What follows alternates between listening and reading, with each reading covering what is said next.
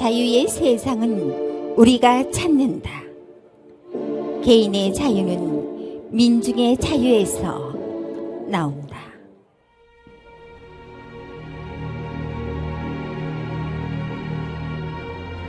천재적인 불꽃 청년 윤봉길은 국군이 풍전등화 갔던 1908년 6월 20일 충청남도 예산군 덕살면 목바위에서 아버지 윤황과 어머니 김원상 사이에 5남 2녀 중 큰아들로 태어났습니다.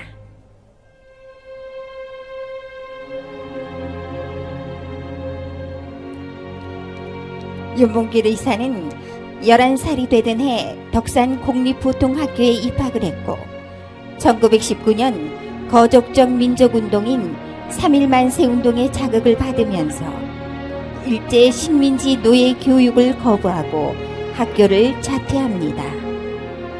그 후 동생 성희와 함께 한학을 배웠고 사서, 삼경 등 유학의 고정 공부에 집중하며 개벽지 등을 통해 세상 소식과 신학문을 접하게 됩니다.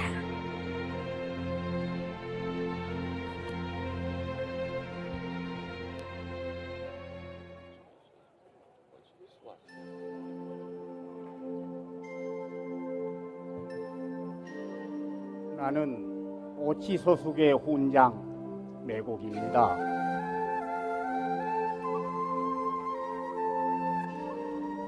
푸르한 명성으로 선비의 기계 밟고 선비의 기계 밟고 밝아 만고의 맑으리라. 만고의 맑은 마음 모두 학문에 있으니 모두 학행이 있으면 그 명성 영원하리라.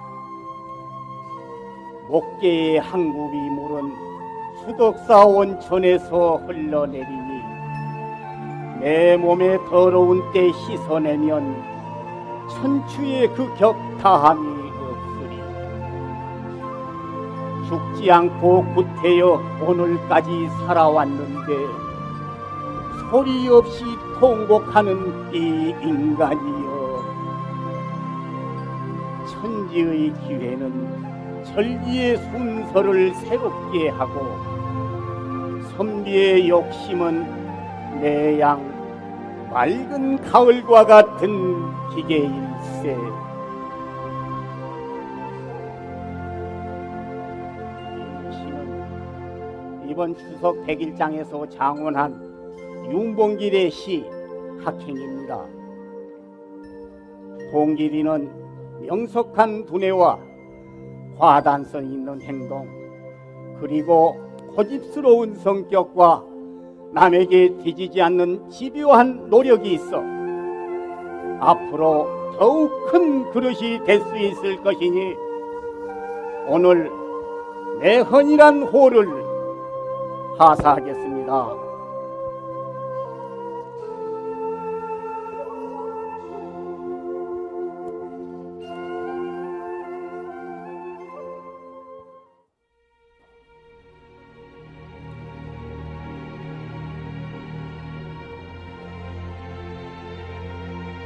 시는 인류가 남긴 최고의 문화예술입니다. 윤봉길은 야학, 부흥원, 월준회 등을 만들어 농민 부흥에 전념했고 독학으로 일본어를 유창하게 구사하기에 이릅니다. 또한 한시는 윤봉길에게 하나의 안식처가 되었습니다. 그는 16세에 서당 훈장이 되어 소년들을 가르쳤고 그 당시 300여 편의 한시를 지어 오추, 명추, 임추 등의 시집을 엮는 한편 농민 독본 3권을 편저하며 활발하게 문학활동을 전개해 나갔습니다.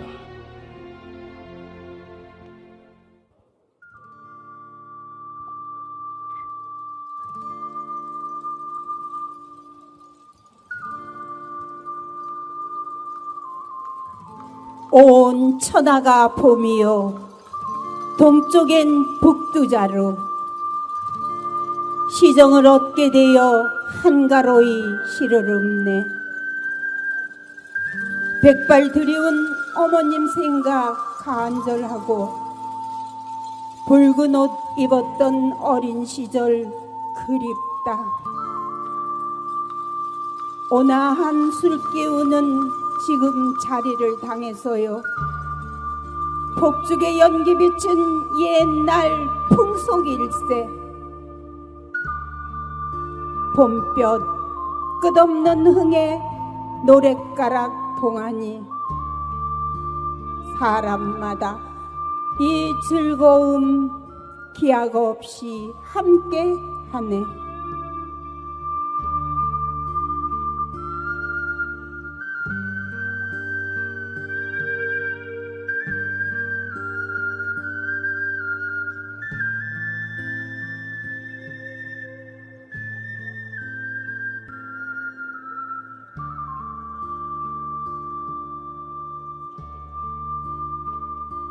한 가지 색으로 짓거나 돌을 깨뚫고 항문을 닦으니 절개 곧고 높은 덕 받아들여 이미 마음 비웠다네. 고운 금빛 서리 맞은 잎 밝은 일 올 테고 맑은 소리 가지 끝 있을 짙은 녹음 뛰었네. 맑은 바람 불어와 빗질 마냥 빽빽이 이르니 이곳 대나무 원림을 옛 친구들이 찾네.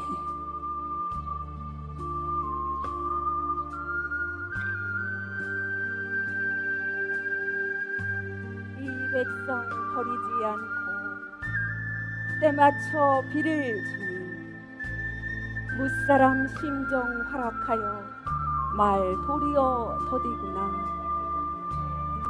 낮은 처마 및 제비 장막에 날아들고 빗방울로 무거우니 젖은 꾀꼬리 가지에 있네. 천리를 내방하여 전야의 두루 정성 드리고 정자의 이름 지으며 서로 기쁨을 표시하네. 윤택한 물상 소리 없이 젖어드는 곳 삼농의 위로되고 만족스러운데 또 단비까지.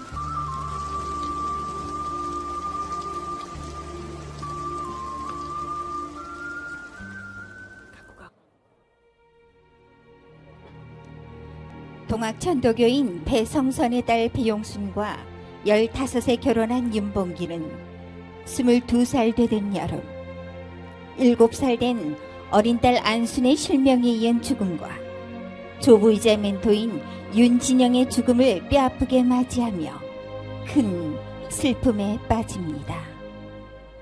사랑하는 어린 딸 안순이 느꼈을 어둠이 마치 일본에게 빼앗긴 조국의 실체로 받아들여지면서 하루빨리 광명을 되찾아 잃어버린 주권을 다시 찾겠다는 열망을 가슴 깊이 새깁니다.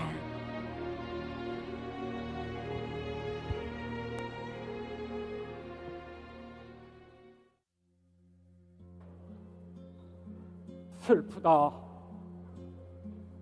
내 고향아. 자유의 백성무라 지옥 보내고 푸른 풀 붉은 흙엔 백골만 남네. 고향아, 네 운명이 내가 어렸을 때는 타락한 봄동산이었고 자유의 노래터였네. 지금의 고향은 기막힌 벙어리만 남아 답답하기 짝이 없구나. 동포야, 네 목엔 칼이 씌우고 입눈엔 튼튼한 새가 잠겼네. 고향아, 옛날의 자유 쾌락이 이제는 어디에 있는가? 항마야 간다. 나는 간다. 인생의 길로, 정의의 길로. 어디로 가느냐고 물으면 유랑에 가는 길은 저 지평선 가리켜 오로지 사람다운 인류세계에 분주한 일꾼 드러내. 갈 곳이 생기거든 나를 부러. 도로가 울퉁불퉁함하거든 자유의 불꽃이 피려거든 생명의 근원이 흐르려거든 이곳이 나의 갈 곳이라네. 떠나는 기부한 길, 산 넘고 바다 건너 구렁을 넘어뛰고 가시밭 밟아가네.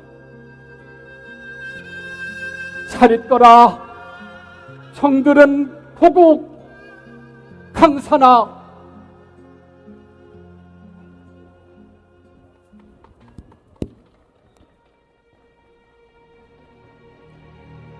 봉길이 22살 되던 겨울 저녁, 눈보라 속에서 부흥원 안으로 들어서자 하나같이 남노한 옷차림에 배불리 먹지 못해 창백한 모습의 아이들이 앉아 있었습니다.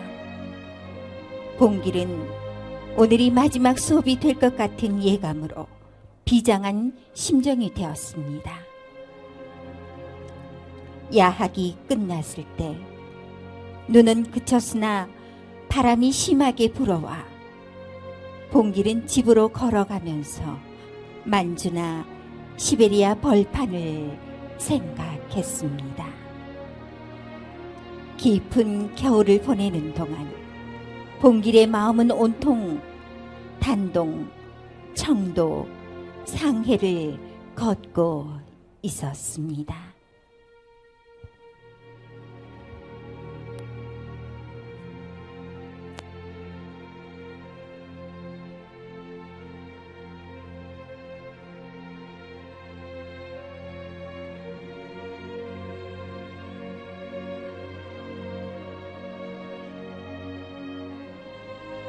봉기령이 김원상입니다.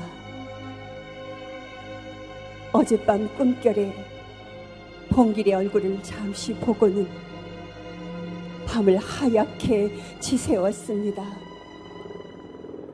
부디 몸성이 돌아오라고 정화수 올려 빌고 빕니다.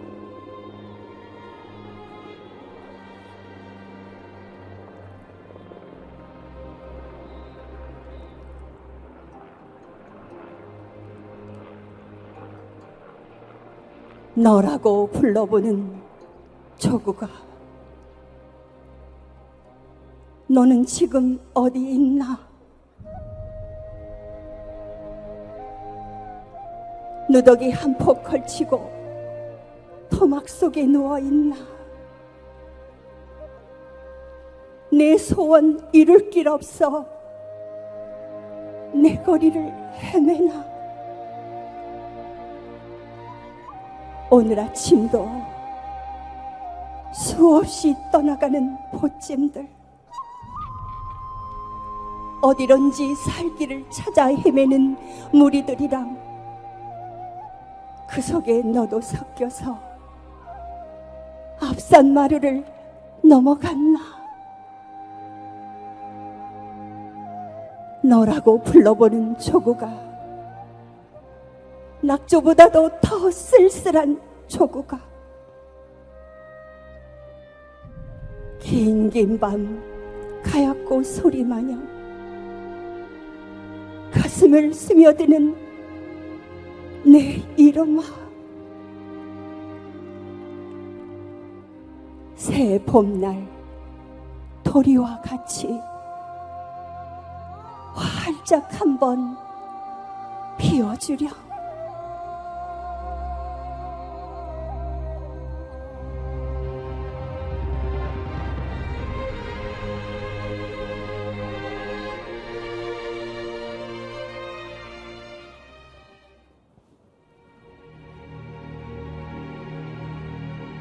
1930년 3월 6일 봉길은 자는 줄만 알았던 아들 종이 깨어 있어 다가가 아들을 뜨겁게 끌어안았습니다. 아들이 방을 나오며 외가에 가신 어머니의 향기로 가득한 안방문을 열어 마음속으로 어머니께도 인사를 드렸습니다. 사랑채에 계신 아버지 윤황의 방에도 문안을 드리며 어딜 가려고 나섰느냐는 말씀에 매부 선 좀 보고 오겠습니다 하며 짧게 인사를 드렸습니다. 아내에게 물 좀 한 그릇 주오 청한 후 그는 아내를 애써 쳐다보지 못한 채 빈 대접만 내려놓고 빠른 걸음으로 문간을 나섰습니다. 아내는 지금 임신 중이었습니다.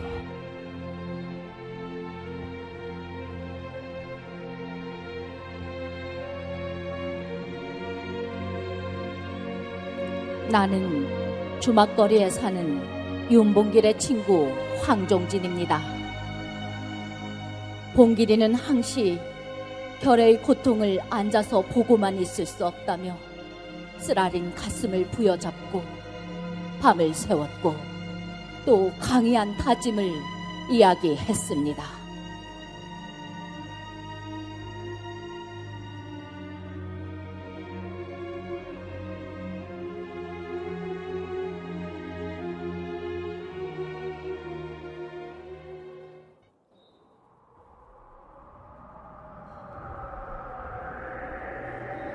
피 끓는 청년 죄군들은 아는가?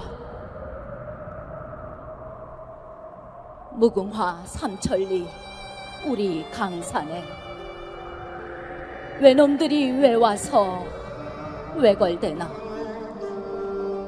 피 끓는 청년 죄군들은 모르는가?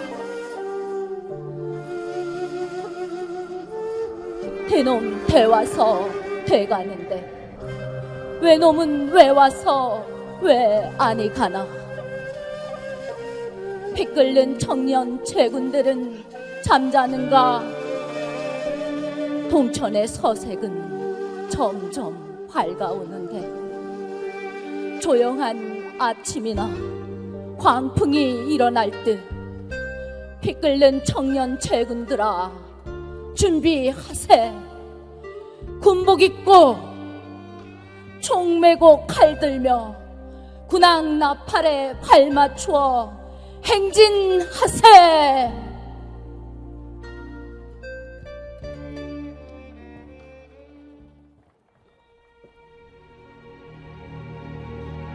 봉길은 1931년 중국 청도의 세탁소에서 일하며 망명길에 쓰였던 월진 회비를 월진 회원들에게 보내주고 상해로 들어갈 여비를 마련했습니다.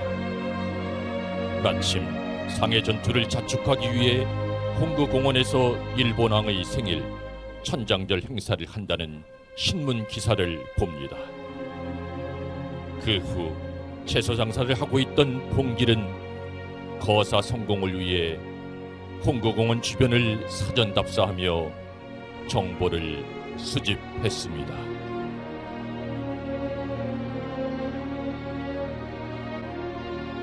백범 선생님, 제가 큰 뜻을 품고 천신만고 끝에 상해에 왔으나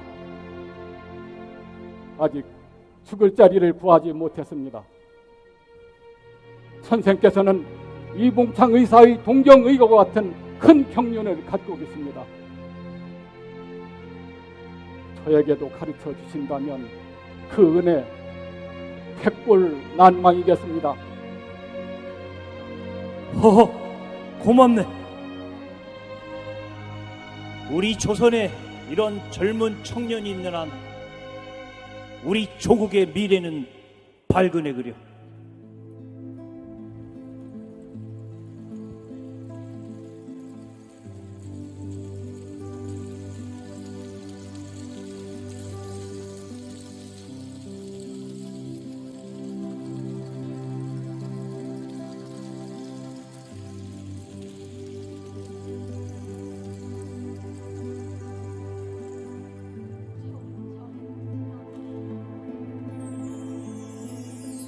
명년의 춘색이 이르거든 왕손으로 더불어 같이 오세. 청청한 방초여 명년의 춘색에 이르거든 고려 강산에도 다녀가오. 다정한 방초여 금년 4월 29일에 방포일성으로 맹세하세.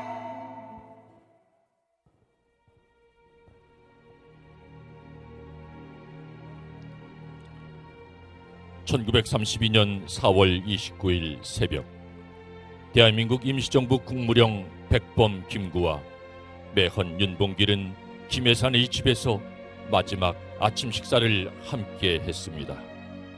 이 자리에서 봉길은 주머니에 있던 회중시계를 꺼내 자신의 6원짜리 새시계와 백범의 2원짜리 고물시계와 바꾸었고, 그 장면을 백범 김구 선생은 누누이 말씀했습니다. 둘째 아들 담은 그토록 조국을 품고 지키기 위해 열망하던 아버지의 품을 끝내 경험하지 못한 채 2살 때 영양실조로 세상을 떠났습니다.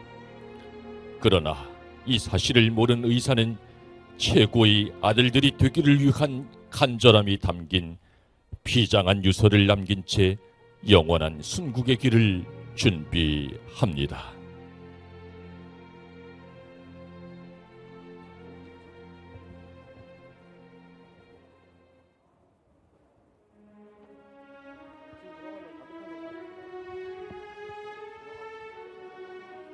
너희도 만일 피가 있고 뼈가 있다면 반드시 조선을 위해 용감한 투사가 되어라. 태극의 깃발을 높이 드날리고 나의 빈 무덤 앞에 찾아와 한 잔 술을 부어 놓으라. 그리고 너희들은 아비 없음을 슬퍼하지 말아라. 사랑하는 어머니가 있으니 어머니의 교양으로 성공자를 동서양 역사상 보건대, 동양으로 문학가 맹자가 있고 서양으로 불란서 혁명가 나폴레옹이 있고 미국의 발명가 에디슨이 있다. 바라건대 너희 어머니는 그의 어머니가 되고 너희들은 그 사람이 되어라. 계절이 바뀌고 세월이 흐른 1932년 그해 겨울, 윤봉길의 아내 배용순 여사는 남편의 순국일인 12월 19일에서 이틀이 지나서야 남편의 사망 소식을 들었습니다. 그러나 배틀 위에 앉아서 비보를 들은 여사는 아무 감정 표현 없이 묵묵히 그저 배만 짰습니다. 천재적인 불꽃 청년 윤봉길, 25 불꽃 청년으로 다시 태어난 윤봉길, 일제강점기에 조선의 혼과 기상을 일깨워준 매헌 윤봉길, 강의한 사랑의 독립전사 윤봉길, 항일 독립운동사의 마지막을 찬란히 장식한 윤봉길. 조국, 내가 죽어 조국이 독립한다면 이야기를 마감하고자 합니다.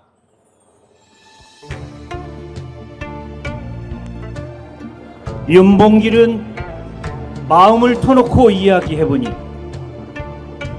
평시에 보아온 대로 학식 있고 착실한 청년 노동자뿐 아니라 정령 살신 성인의 대의, 대지를 품은 의기 남하였다.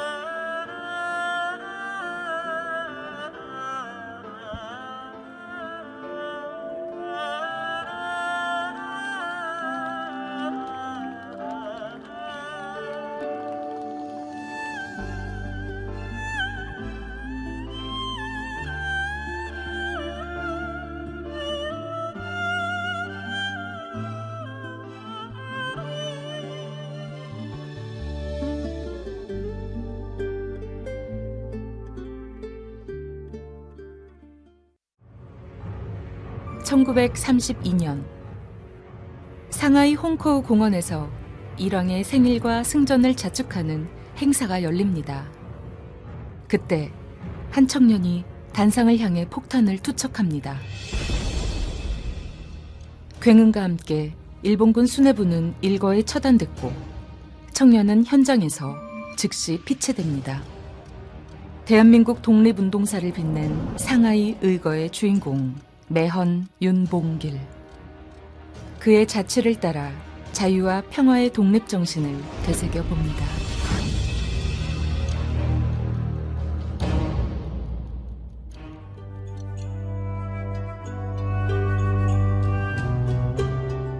윤봉길은 상하이 의거로 우리에게 알려져 있지만 사실 그는 실력 양성 운동의 지도자였습니다. 한학과 신학문을 공부한 뒤 19세부터 야학과 농민운동을 이끌었는데 특히 그의 저서 농민 독본에는 자유와 평등 그리고 민족의 화합을 중요한 가치로 내세웁니다. 또한 우리말과 우리나라 지도 등을 교육하며 민중의 애국심 고취에 전념합니다.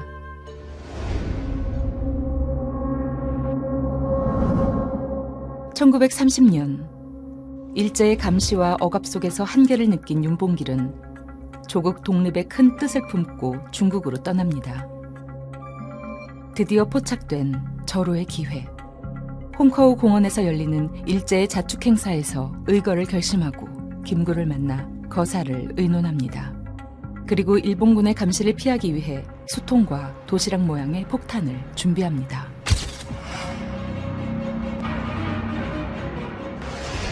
드디어 찾아온 운명의 날. 윤봉길의 손을 떠난 폭탄은 단상 위에 정확히 떨어졌고 일본군 고위 인사 7명이 사망하거나 큰 부상을 당합니다. 피체된 윤봉길은 사형을 선고받고 일본 가나자와에서 장렬히 순국합니다.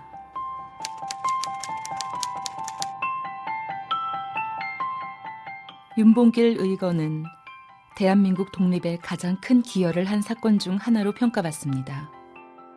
꺼져가던 민족 정신을 다시 일으켰고 존폐의 위기를 맞았던 대한민국 임시정부를 독립운동의 중심으로 되살려낸 계기가 바로 상하이 의거였습니다. 윤희사의 독립의지에 탐복한 장제스는 임시정부 활동을 적극 지원했고 연합국들을 설득해 대한민국의 독립을 약속받게 됩니다.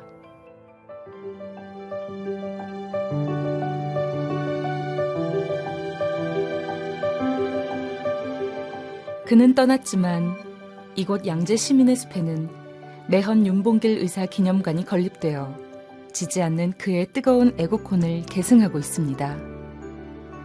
이곳은 윤봉길의 삶과 업적 등 그가 남긴 모든 발자취를 소개하는 현장으로 공원 내에 자리하고 있어 누구나 쉽게 윤봉길 의사를 만날 수 있습니다. 지자체와 연계해 운영하는 다양한 프로그램도 윤봉길 의사의 정신을 되새기는데 큰 역할을 하고 있습니다. 또한 이 일대의 도로와 학교, 건물의 이름에도 매헌의 이름을 담아 그의 정신을 기리고 있습니다. 매헌은 한겨울 추위 속에서도 지지 않고 향기를 내뿜는 고고한 기품과 충의 정신을 뜻합니다. 윤봉길은 자신의 이름처럼 암울한 조국의 현실 속에서도 꽃을 피웠고 우리의 가슴 속에서 영원한 삶을 살아가고 있습니다. 그리고 그가 세상에 던진 자유와 평화의 정신은 평화 통일을 위한 밑거름이 되어 한반도에 새로운 꽃을 피울 것입니다.